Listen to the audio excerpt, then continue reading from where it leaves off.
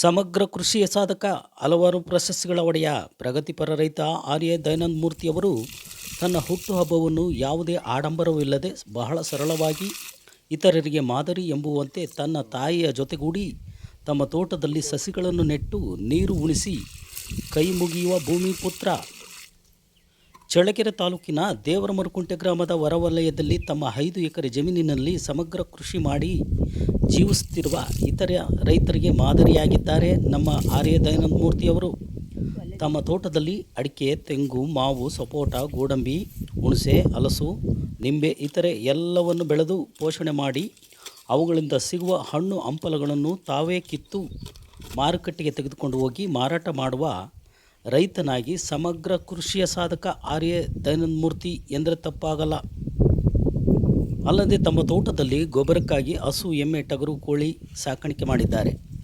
ಇಂಥ ವ್ಯಕ್ತಿತ್ವವನ್ನು ಮೈಗೂಡಿಸಿಕೊಂಡಿರುವ ಆರ್ಯ ದಯಾನಂದರವರು ತಮ್ಮ ಹುಟ್ಟು ಹಬ್ಬ ಆಚರಣೆಯನ್ನು ತನ್ನ ತಾಯಿಯ ಜೊತೆಗೂಡಿ ಸಸಿಗಳನ್ನು ನೆಟ್ಟು ತಾಯಿಯ ಆಶೀರ್ವಾದ ಪಡೆದಿದ್ದು ಮಾದರಿ ಎನ್ನುವಂತಿದೆ.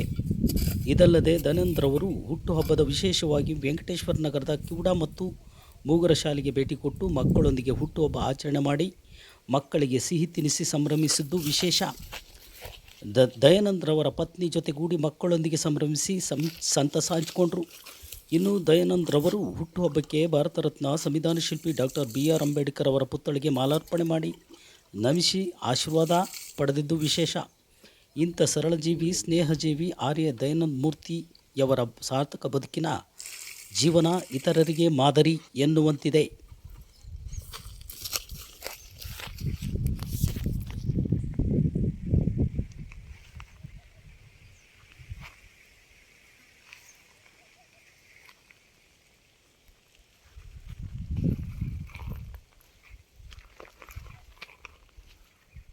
ನಮಸ್ಕಾರ ವೀಕ್ಷಕರೇ, ಇವತ್ತು ನನ್ನ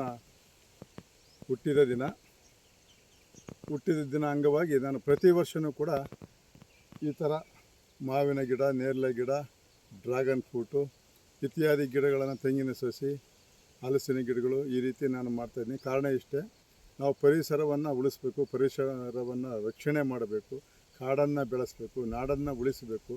ಆಮ್ಲಜನಕವನ್ನು ಹೆಚ್ಚು ನಾವು ಎಷ್ಟು ಗಿಡ ಮರಗಳನ್ನು ಬೆಳೆಸೋ ಅಷ್ಟು ಪರಿಶುದ್ಧವಾದ ಆಮ್ಲಜನಕ ಉತ್ಪತ್ತಿ ಆಗ್ತದೆ, ನಮ್ಮ ಆರೋಗ್ಯಕ್ಕೂ ಚೆನ್ನಾಗಿರ್ತದೆ. ಹಾಗಾಗಿ ಪ್ರತಿಯೊಬ್ಬರು ಕೂಡ ಆಡಂಬರ ಇಟ್ಕೊಂಡು ದೊಡ್ಡ ಮಟ್ಟದಲ್ಲಿ ಖರ್ಚು ಮಾಡ್ಕೊಂಡು ಇದು ಮಾಡೋದಕ್ಕಿಂತ ಈ ರೀತಿ ಗಿಡ ಮರಗಳನ್ನು ನೆಡೆಸಿದ್ದೆ ಆದರೆ ನಮ್ಮ ಆರೋಗ್ಯಕ್ಕೆ ನಾವೇ ಒಂದು ಮೆಡಿಸಿನ್ ಕಂಡ್ಕೊಂಡಂಗಾಗುತ್ತೆ, ನಮ್ಮ ಆರೋಗ್ಯ ವೃದ್ಧಿ ಆಗ್ತದೆ. ಹಾಗಾಗಿ ಪ್ರತಿಯೊಬ್ಬರು ಕೂಡ ಈ ಗಿಡ ಮರಗಳನ್ನು ನೆಡುವುದ್ರ ಮುಖಾಂತರ ನಿಮ್ಮ ಬರ್ತಡೇಯನ್ನು ಆಚರಿಸ್ಕೊಳ್ಳಿ ಅಂತ ಹೇಳ್ತಾ ನನ್ನ ಈ ಒಂದು ಹುಟ್ಟುಹಬ್ಬದ ಆಚರಣೆಗೆ ನಮ್ಮ ತಾಯಿ ಕೂಡ ಇಲ್ಲಿದ್ದಾರೆ. ನಮ್ಮ ತಾಯಿಯ ಆಶೀರ್ವಾದದೊಂದಿಗೆ ನನ್ನ ಹುಟ್ಟುಹಬ್ಬದ ಆಚರಣೆಯನ್ನು ಆಚರಿಸ್ಕೊಂಡಿದ್ದೇನೆ. ಎಲ್ರಿಗೂ ನಮಸ್ಕಾರ.